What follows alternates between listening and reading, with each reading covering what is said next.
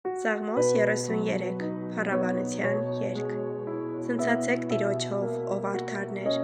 ուղիղներին վայելում է օրհներգությունը։ Փառաբանեք Տիրոջը քնարով, 10 լար ունեցող քնարով սաղմոս երգեցեք նրան։ Նոր երգ երգեցեք նրան, լավ նվագեցեք լարավոր գործիքը ցնցության բարձր աղաղակով, որովհետև արդար է Տիրոջ խոսքը և նրա բոլոր գործերը հավատարմությամբ են։ Նա արդարություն և իրավունք է սիրում, երկիրը լիքն է Տիրոջ ողորմությամբ։ Տիրոջ խոսքով ստեղծվեց երկինքը և նրա բերանի շնչով երկնային բոլոր մարմինները։ Նա դեզի պես ժողովում է ծովի ջրերը և անդունդները դնում ամբարներում։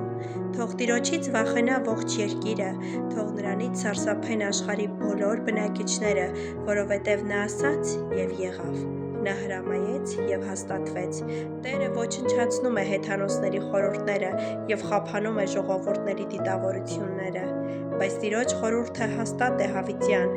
նրա սրտի մտադրությունները սերնդից սերունդ։ Երանի այն ազգին, որի Աստվածը Տերն է, և այն ժողովրդին, որին նա իր համար ժառանգություն ընտրեց։ Տերը նայում է երկնքից, տեսնում է մարդկանց բոլոր որդիներին, իր բնակության վայրից դիտում է երկրի բոլոր բնակիչներին։ Նրանց բոլորի սիրտը ինքը ստեղծեց, նա հասկանում է նրանց բոլորի գործերը։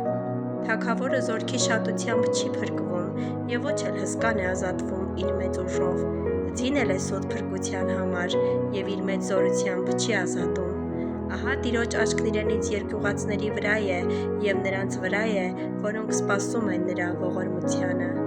որ նրանց անձերն ազատի մահից և կերակրի նրանց սովի ժամանակ։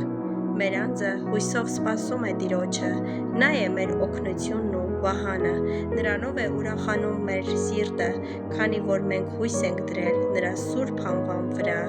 Տեր, թող քո ողորմությունը մեզ վրա լինի, ինչպես որ սպասում ենք քեզ։